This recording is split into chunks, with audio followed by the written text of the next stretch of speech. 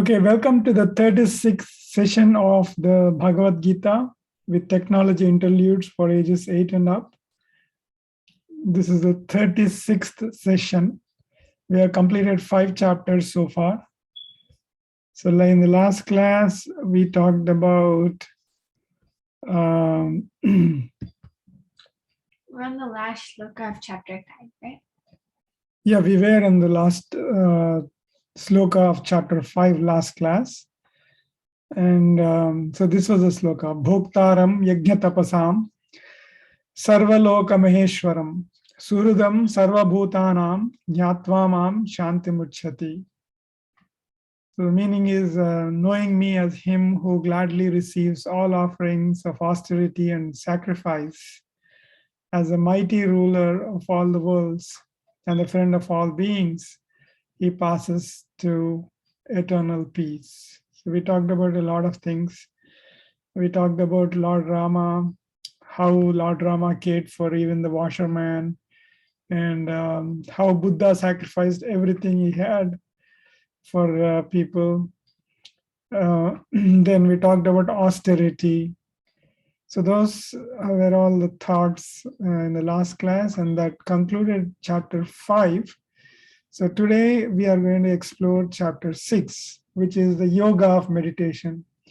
So in this yoga, the entire thing is Yoga Shastra, and this chapter is exclusively for meditation, how to do meditation. The exact techniques are also described here in this chapter. But Krishna described those to Arjuna. You have to talk louder. So Krishna describes those, but doesn't Arjuna need, like, meditation is something more slow? Like, you have to do it several times to get the hang of it. Didn't Arjuna need something like right away? Because, well, the battle was right then and there. This is a motivational speech for 2 hours where he covered a lot of things, Lord Krishna, 2-3 hours.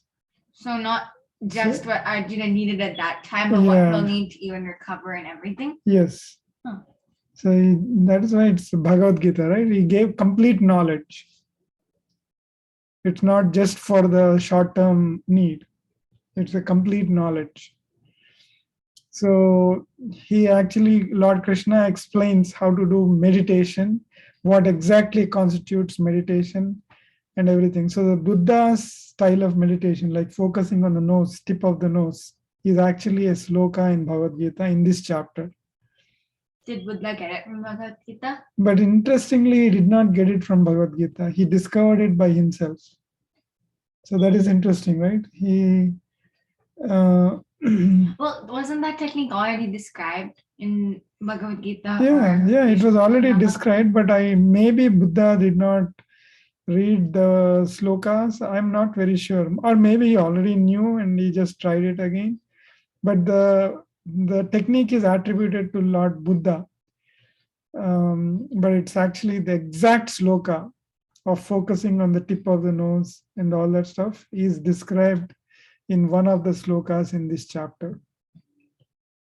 So when something is successful, many people claim credit. It's not their fault, or people give credit. So it all depends. But anyway, the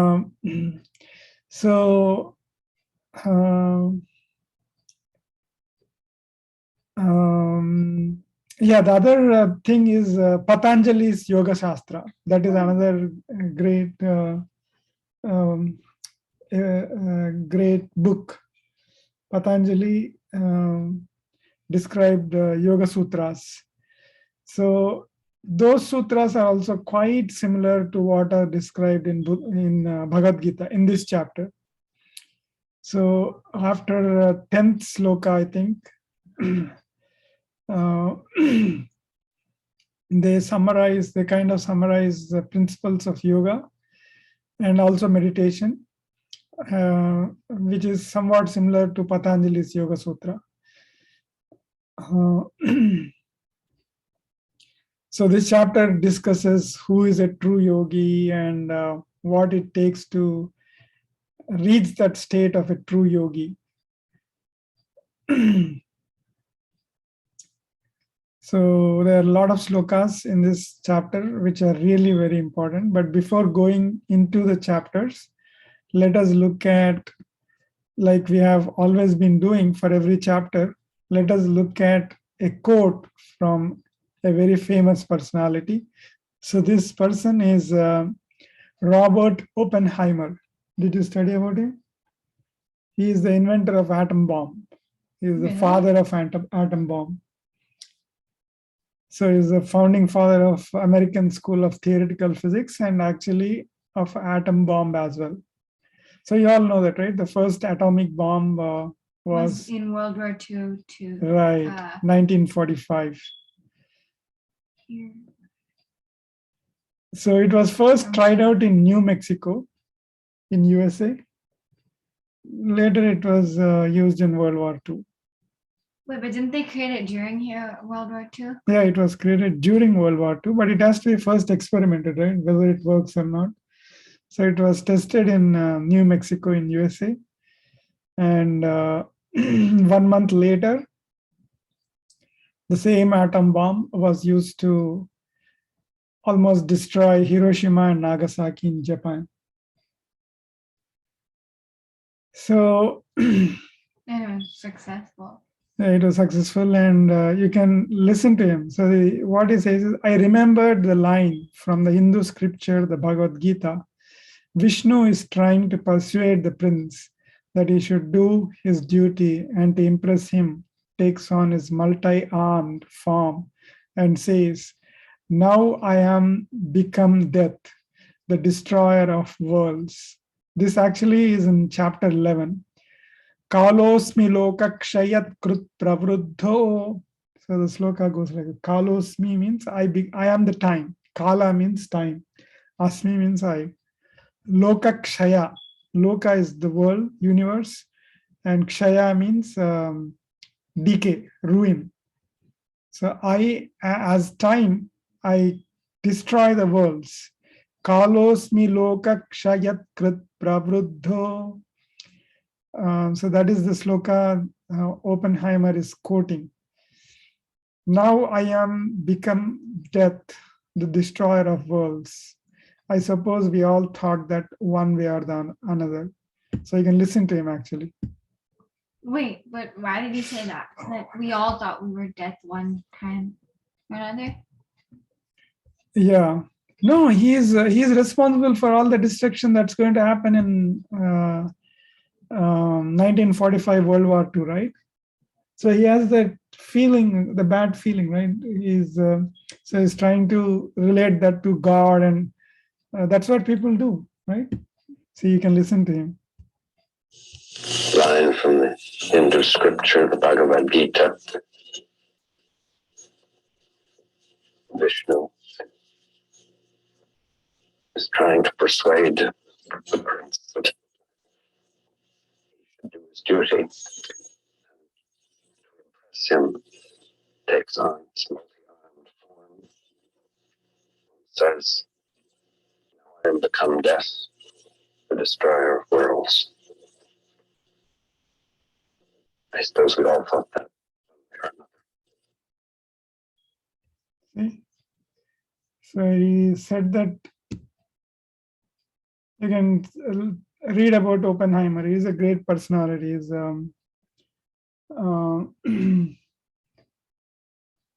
American theoretical physicist.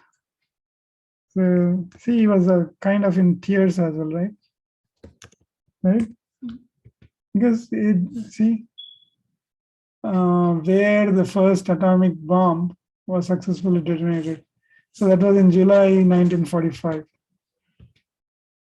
So see, even he referred to Bhagavad Gita. So Bhagavad Gita is a very valuable lesson for many, many situations. And many people have relied on Bhagavad Gita for many things. So this is just one of them.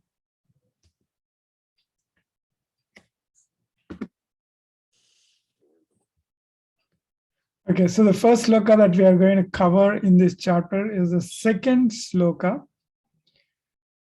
And Yam sanyasamiti prahu yogantam vidhi pandava.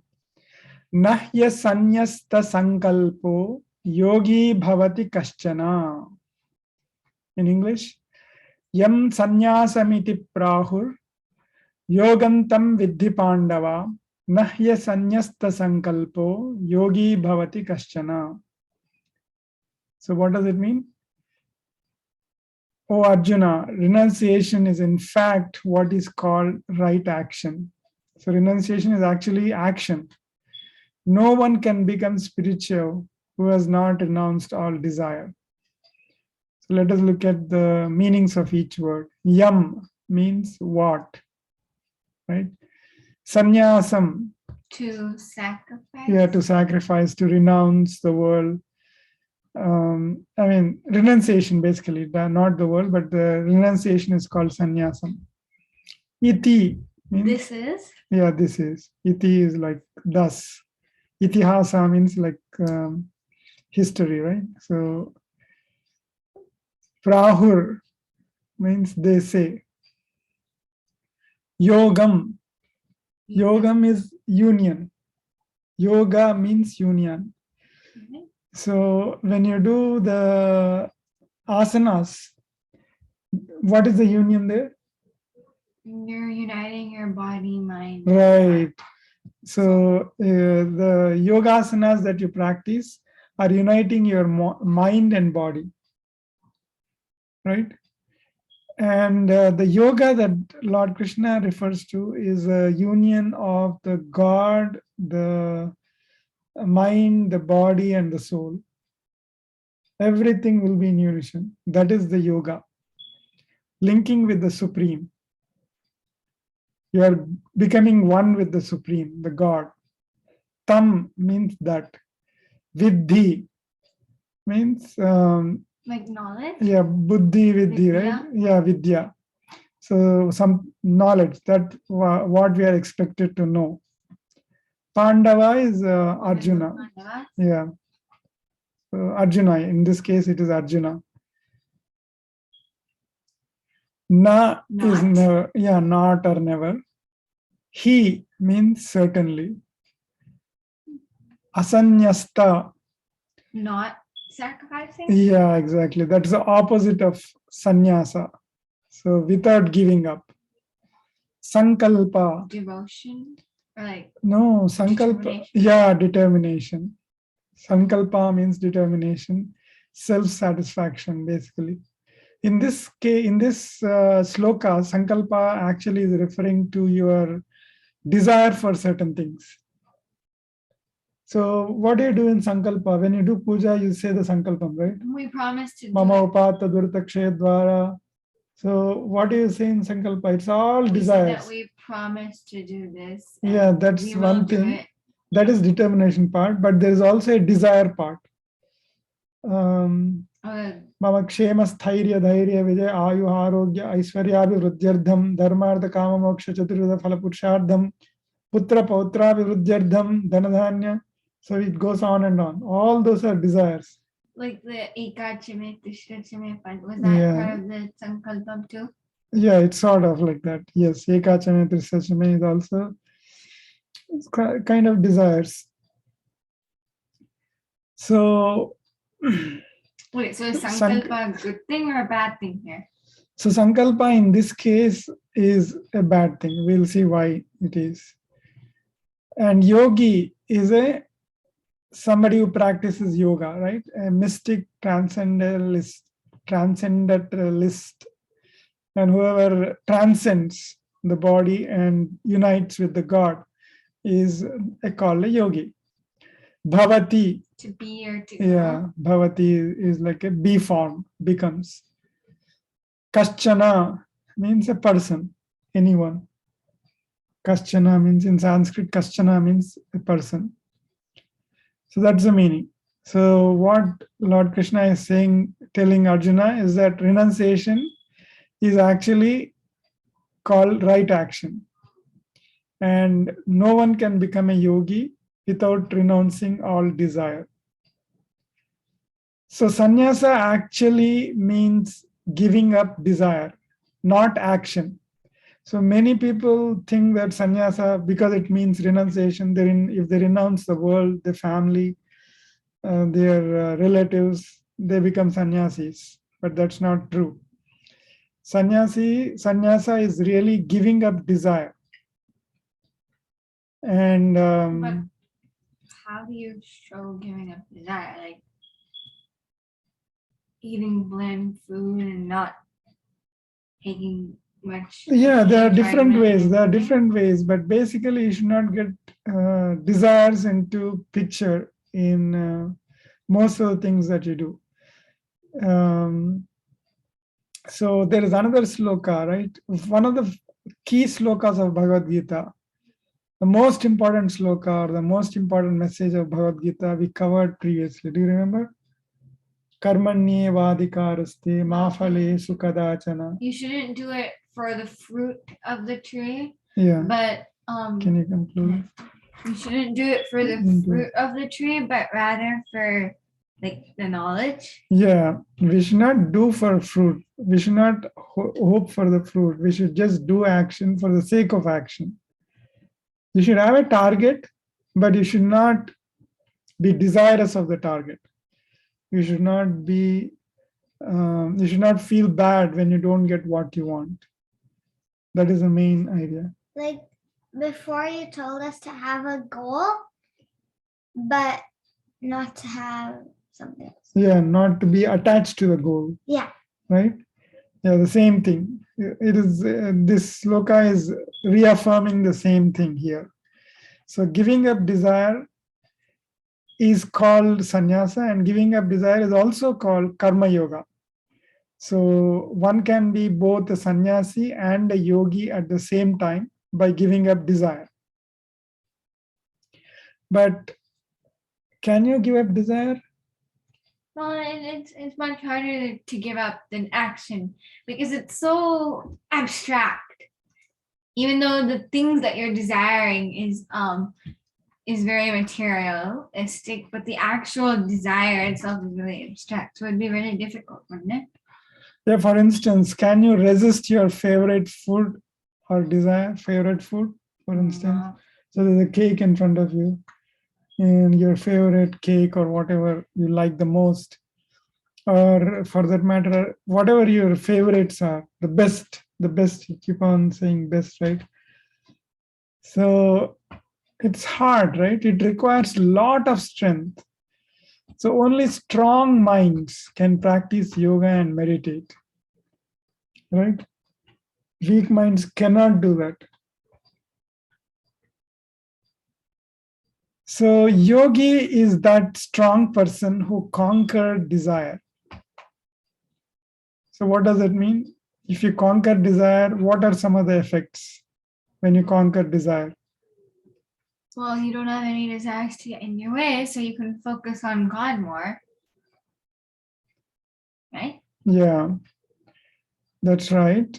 You can focus on God more, so you'll start focusing more on God. And it helps you detach your soul from your body. It helps you like differentiate between your soul and your body, which therefore lets you leave the body behind and attain moksha. Yeah, that is a good answer too. So for that is long term, right? You will reach God in the long term. But in the interim, you will start feeling that results do not matter to you anymore. And you won't feel as stressed or angry or get into arguments. Right. You don't get into Pain. stress. Good. See, you're understanding very well. That is exactly remember we talked about the effects of desire in one of the Bhagavad Gita slokas. Do you remember the sloka? What was that sloka? So. Oh yeah. I remember there were two slokas, right? Yeah.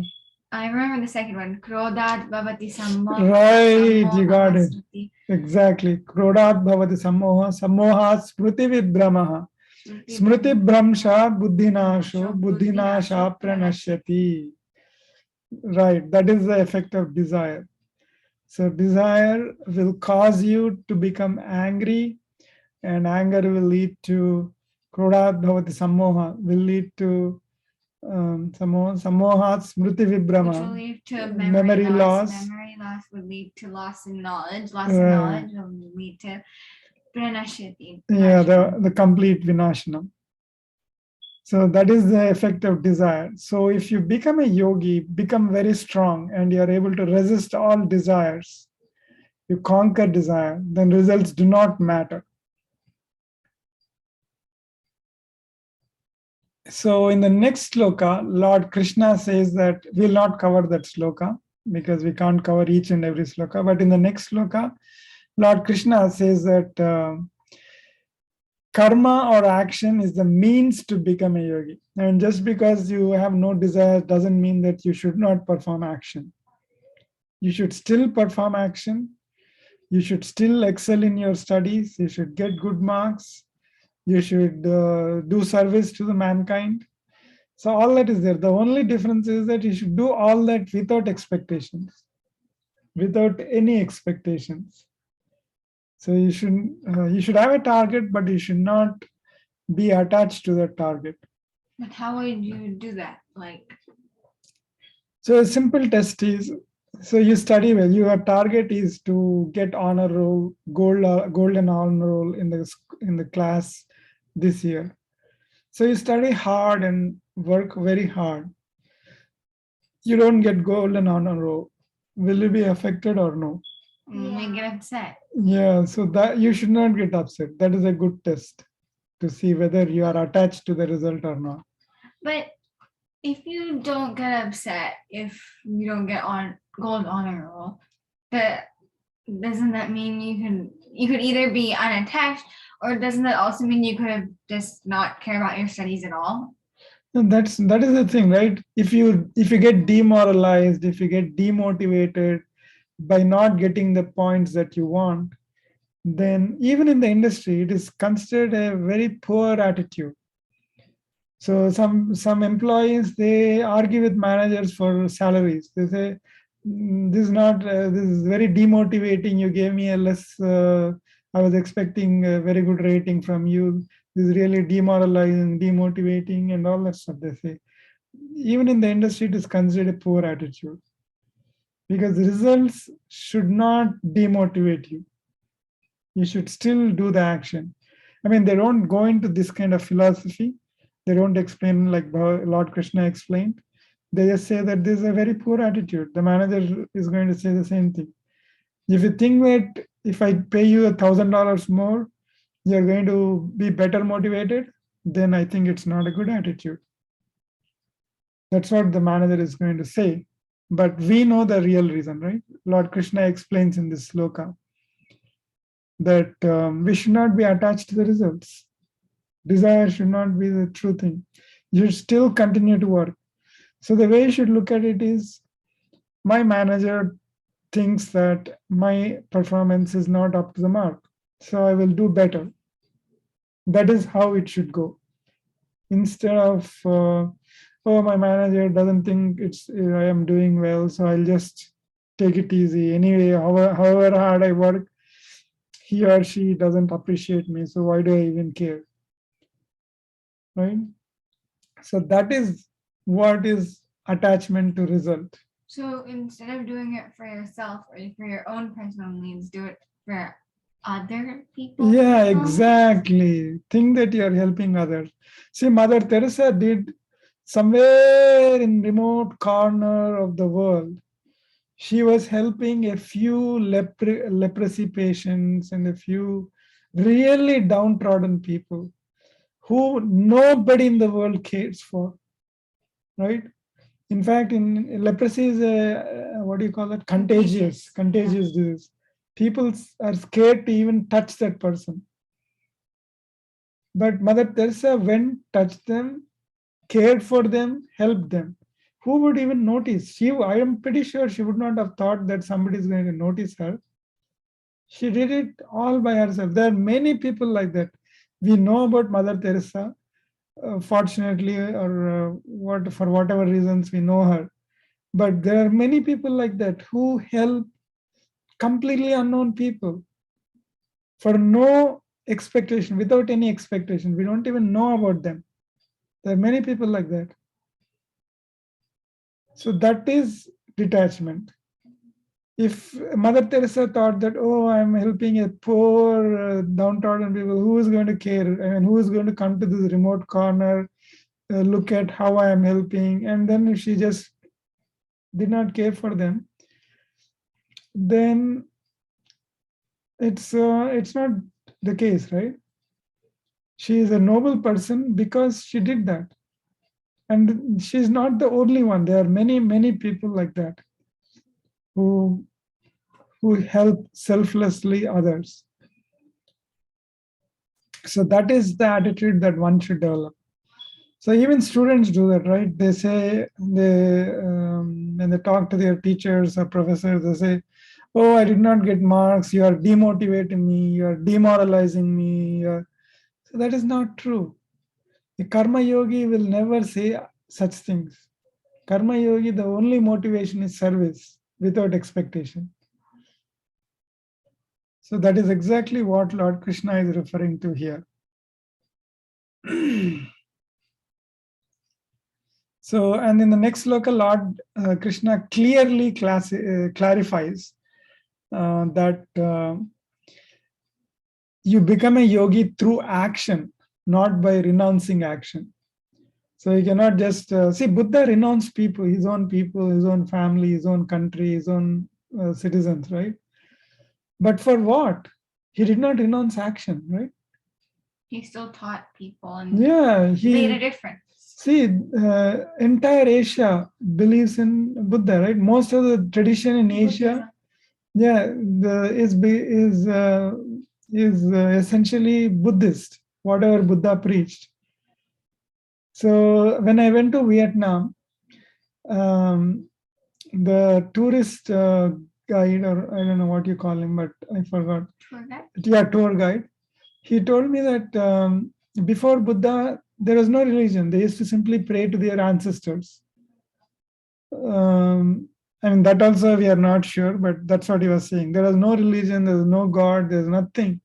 They were just praying, they were just, I don't know, he said that they were praying ancestors. But thanks to Buddha, they have a belief system, they have a faith system, they have a culture system, they practice good things, right? So Buddha did a lot for other people. He did not renounce action. He renounced his desires, right? He only renounced his desires. So that should be the attitude. Should never renounce action. Renounce the desires in you. Your attachment to your family members, your attachment to your home, to your belongings, to your dresses. So that is the attachment that we should renounce, right? Of course, you should not renounce the duties, right? For instance, if there's nobody in your home, you are the only one taking care of, say, your old mother or something. You cannot just renounce and say, "Oh, I'm renouncing." Lord Krishna said, "Renounce your attachments. I will not get attached to my mother, and then I'll leave her." That is not, because you are renouncing your duty there. It's not just attachment. You are renouncing your duty. You have a duty towards your elderly parents, right? So that is a difference. See, these are all subtle differences. You should be able to make out those subtle differences.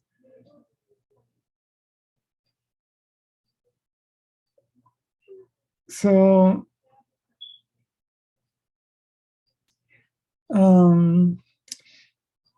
okay, one other question, right? So what is the best way to get a deep sleep? Well, say the mantra or focus on the point between your eyes, Right. equalize it. Yeah. So focus on the breath passing through your nostrils, tip of the nose. So these are all meditation tricks, right? Techniques. Focus on your bhrumadhya, like in one of the previous slokas, Lord Krishna says, focus on your bhrumadhya, right? So that is the other way. So meditation is one of the ways to get a solid sleep. What is the other way? Maybe you have not discovered it yet, but Can you think what could be the other way? So for instance, Well, I jogged today and I felt so sleepy. well, using up energy, and when you run or exercise, it produces happiness hormones, or Right, something, you're right. which will give you a good, contented sleep. Right, exactly. So hard work, bodily hard work, action is the other way to get deep sleep. Right? When you use your body selflessly. So if you think of yourself, you will not be able to even jog, right? Jogging, or any physical exercise, you don't feel like doing it. Why? Because of It's your tiring. no, yeah, it is tiring. But how come people are able to jog for miles and miles together? I know one of my colleagues said he jogs for like 12 miles or something like that. Practice He patience goes and on there. tolerance. No, basically you have to be selfless. You should not, oh, my legs are hurting. Oh, no. If you think like that, then you're gone. You will not be able to accomplish anything. You should be selfless. You should care not. Your limits of your body are really high. It is because of your psychology that you become limited. So if you think that, oh, it is so hurting, it's so painful, it's so stressful, and all those things, you will not be able to do it. Self-sympathy is a very bad thing. So anything self is bad, actually. Any feeling towards the self-sympathy, self-pity. It's not called self-sympathy, it's called self-pity. Self-pity is really very bad. It is a very limiting factor. If you think, oh, I'm struggling, I'm doing all these things, oh my God. I mean, there's so many people who are doing much, much tougher things. Just think about it. So it's like if you have an ego, it's bad. Exactly. So you're limited by your psychology, not by your physiology. So when you selflessly put efforts to make your body work, then also you get a sound sleep, right? And it also makes your mind clear, right? Both these things, meditation and selfless work. You try it out. Meditation you already tried. But particularly as you grow, your mind becomes confused. Meditation clarifies. So, so either meditate or do lots and lots of satisfying work that helps others, selfless work. So those are the two ways that you can get deep sleep and clear your mind. So if you look at these gurus, right? You take Sri is one of the gurus, and Sadguru. You have seen Sadguru, right? Mhm. So did you see any time they participate in question and answer sessions? Yeah, a couple. How do they answer? Their mind is so clear, crystal clear, right? They're able to easily answer any kind of question. Why is it? And they answer any question really calmly. Yeah, so that is because of clarity of mind. They are very firm on what they say. That is because of the clarity of their mind behind. What if they're asked something that they don't know? So, Then how can they? I attended a session with Sri Ravi Shankar once. So somebody asked, they were all asking all sorts of questions, right? Just to test him and all. So his answers were also witty. Then one person got up and asked him, why are your answers so crooked? That's so mean. That's so mean, right? So if you were in that position, you'd get Excuse me. I yeah, get you'll offended. get offended and all that, right? You know what his question, what his answer was? Maybe that's your side. Now you said question is crooked. Question mark is crooked, right? It's not a straight line. Mhm. It's a question mark. So my answer is also crooked. And he laughed. So that is the clarity of mind. Suppose you were attached to your ego. You would get angry and you would shout and you would do all sorts of things, right? But he had that clarity of mind. He was cool and calm. He did not get disturbed. So that is the clarity of mind that we should practice. So desire is that makes one a friend or foe of himself. You could be your own enemy, you could be your own friend. There's no bigger enemy than yourself. There could be no bigger enemy than, there could be no bigger friend than yourself. You could be both. So, and the controlling factor is desire. So if you're attached to your body and desires and earthly things, then you will eventually become an enemy to yourself. Because deep desire can confuse your mind. We talked about it, right? Just krodat bhavati sammoha. So it'll confuse you, it'll make you lose memory and all that stuff. And in fact, deep desire can even drive one to death. It could be in the form of suicide. Actually, most of the suicides, people taking their lives, why are they doing it? Because they want something, or they're depressed or stressed. Yeah, because of the Because desire. they care too much. They care too much. They are too much attached to certain things. So there are people living in homeless people, right? They don't have a home. Last week it rained continuously. Imagine how they would live under a small blue, what do you call that? That turp. Yeah, under a blue turp near Penitentiary Creek, there are some people, right? They are living under a blue turp, and in rain, it won't stand the rain. I mean, things cannot go worse than that, right? But still, why do people take lives? Because of their attachment to desires. It's not because of the physical condition, but because of their psychological condition. And psychological conditions are all a result of desire. So deep desire is dangerous. So the other way to look at it is in us, there are two distinct sets of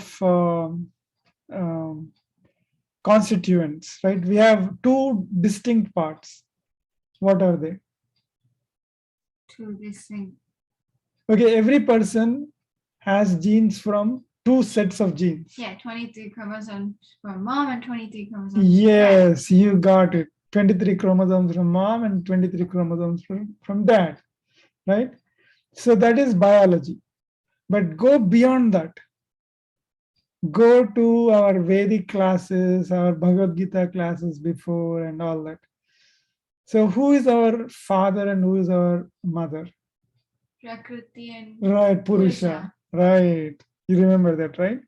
So we have both qualities. Prakriti materialism and spiritualism. Prakriti qualities and Purusha qualities. You remember this slide? Yeah. You remember this slide? So there is Purusha, and in fact, in one of the Bhagavad Gita sloka says, Lord Krishna says, I am like the father and Prakriti is like the mother. So Purusha is the consciousness and Prakriti is the matter, what you really feel inside you. So it could be buddhi, ahankara, ego, then it could be tamasic, it could be sattvic. All this is coming from our mom, Prakriti. Prakriti is our mom and Purusha is our dad. So this is the soul part of it, right? Purusha is the soul inside us, or soul associated with us. And Prakriti is our flesh and muscles and all that stuff. Right? All this ahankara, buddhi, all this is coming from your jnanendriyas, karmendriyas, gross elements and all that stuff. Right? All that. Even your intelligence is also coming from these indriyas, cognitive senses and All that is coming from your mother, Prakriti, right? So, what do you think is more important? So, some of these qualities, the tamasic qualities, the gross elements, they cause some bad tempers, attachments.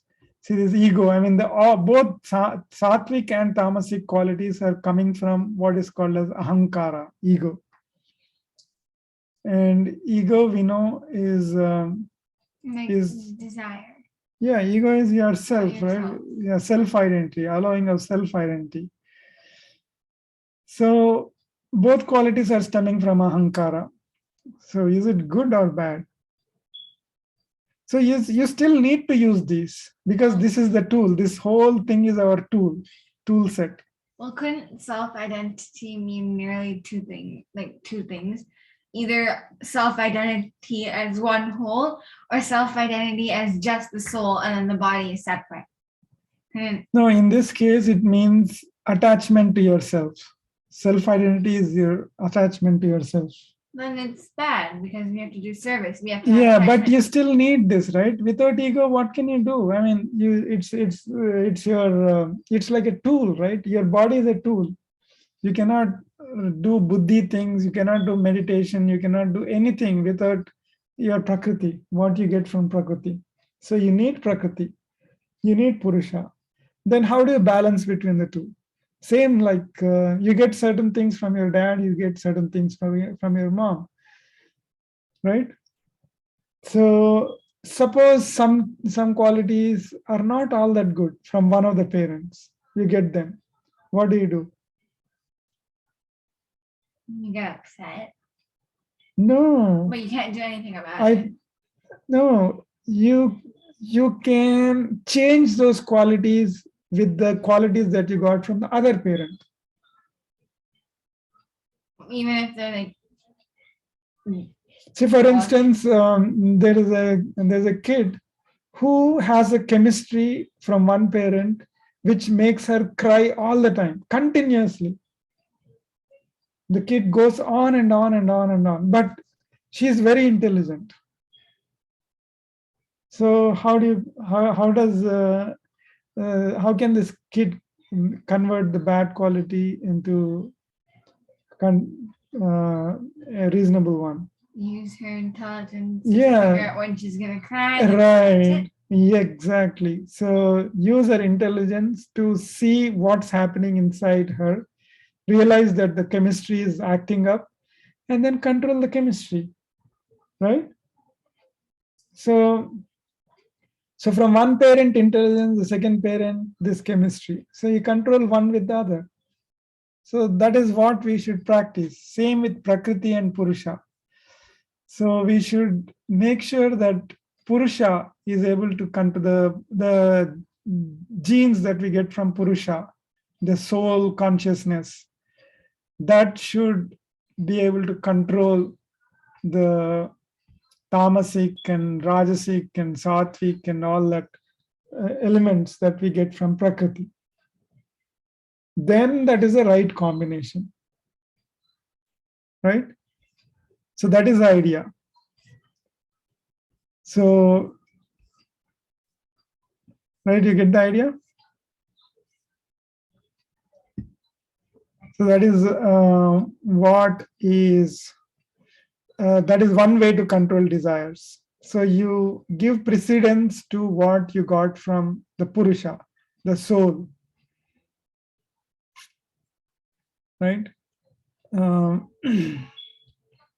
So what are some of the attributes related to soul, and what are some of the attributes related to the Prakriti? Can you describe? What did we get from Purusha and what did we get from Prakriti? We got our like physical genes and stuff from Prakriti. 2 eyes, 1 nose, 1 mouth, 2 ears. So, okay, I'll ask you a direct question. How about desire? Is it coming from Prakriti or Purusha? Well, technically it stems from Purusha, maybe, like because spiritual but happens because it happens because of Prakriti, but it's from Purusha maybe. No, not really, right? Your attachment is all because of Prakriti, only because of Prakriti. Right? God does not have any desires. Right? God is absolute, no desires. So all the attachment, all the desires are coming because of Prakriti, because of your flesh and blood and skin. All attachments are because of the water you drink, the home that you want, the nice benefits that you want, right? All that is Prakriti. There's nothing that has to do with soul. So desire is purely from Prakriti. And and detachment, renunciation, selflessness, all these are coming from Purusha, right? So you have to learn to handle or balance one with the other. You should be able to use your buddhi, intellect and all that, but it should be guided by your soul-related attributes. And not your body. Yeah. Right? So you should still be able to use your chemistry that's coming from Mother Nature. But at the same time, you should be able to control it using the divinity that you got from Purusha. See, remember, another thing I forgot to mention was in the Vedic class, last class, we talked about how Brahma created in the Shrishti yajna. He used all these 21 things, 5 plus 5 plus 5, 20, and then 1. So 21 things as samidhis. Yeah. Saptasya trisaptas samidhakritaha. Right? So 21 attributes. So these are the 21 attributes. And then as the prime sacrifice, what is he offering? Lord Brahma. Right. Brahma himself. And Brahma is Vishnu, right? The God. Purusha. He is the Purusha. So the divinity is coming from Brahma. He is sacrificing himself. Right? So the 21 elements are being used as samidhis. That means the firewood. And then the sacrificial lamb is Brahma himself, who is the Purusha. So in that sense also, even the Vedic knowledge confirms that we are made of Purusha and Prakriti both. Purusha is coming through Brahma and Prakriti is the 5 elements and all that stuff. 21 elements. Subtle elements, tanmatras and bhutas and all that stuff. So that is the thing, right? So we should focus more on, we should give precedence to what we are getting from the Purusha. And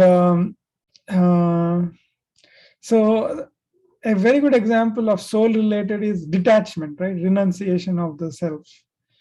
So learning to handle everything calmly, coolly is related to the soul, right? When you are totally detached, even if somebody says you are see Buddha, we talked about C.C. Ravishankar, but what about Buddha?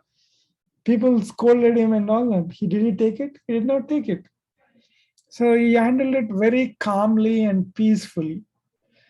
So clarity and caliber of mind can help with handling things calmly. And it goes the other way also. If you, so clarity and caliber of mind helps you handle things calmly. And the other way around is, if you learn to handle things calmly and peacefully, your caliber of mind will definitely improve and your clarity of mind will also definitely improve. everything calmly. You should not cry. You should not get disturbed. You should not get perturbed for anything. Then you should not shout. You should not become angry for anything, any kind of thing. Then your mind will also become strong and your caliber will improve a lot. So yogi is one who renounces desire, and he is the best friend of himself. In one of the slokas, which I don't think we'll be able to cover as well, in the same chapter, Lord Krishna says that one has to spend time in solitude without. So that's the reason why in olden days people used to observe Maunavratas. Maunavrata is not talking to anyone for the whole day, right? So solitude. And Lord Krishna suggests that. In fact, in another sloka, he suggests how to sit also, he describes. He says that you have to first have a layer of grass, kusa grass, then a deer skin, followed by a cloth on top of it. And then you should sit on that chair. That is the reason why if you look at many meditators, they sit on deer skin. Did you notice that? Anyway, there's no time for that, but yeah, it's so he describes all that. So this chapter is very interesting. If you want to read, then I would suggest chapter 6, which is which has a lot of interesting stuff. So the yogi is the best friend of himself, and a man full of desire is the worst enemy of himself. With desire, the person becomes angry, he loses his mind, he loses his own self, it will do a lot of damage, right? So a person can be his own best friend, his own worst enemy. It all depends on how you use the two qualities you got from your dad and mom, the Purusha and the Prakriti, right? You use them in the right way, you will reach, you will have a very peaceful life. You use them the other way around, it can be the worst. So that is the profound meaning of this sloka. Yam sannyasam iti prahu yogam tam vidhi pandava nahya sannyasta sankalpo yogi bhavati kaschana. So try to memorize this sloka and remember it as many times as you can. Remind yourself of the meaning of the sloka, right? Then it will bring you a lot of clarity. See, famous people like Oppenheimer, who does not even belong to, I don't think he's a Sanatani, right? But still he studied Bhagavad Gita and he remembers the sloka, I mean, the meaning of the sloka, imagine. What's a Sanatani? Sanatani is somebody who believes in Sanatana Dharma, ancient wisdom. Does you mean like one who is? Because yogi is one who practices yoga, and a Sanatani is one who practices Sanatana Right, Dharma. exactly. That's right. Sanatani is one who practices Sanatana Dharma. Okay, so let us end our session with our regular prayer. Asatoma Sadgamaya Tamasoma Jyotirgamaya Mrityorma Amrutangamaya. Om Shanti Shanti Shanti. Sarve Jana Sukhino Bhavantu. Samasta Sanmangalani Santu. Shubham Bhavat.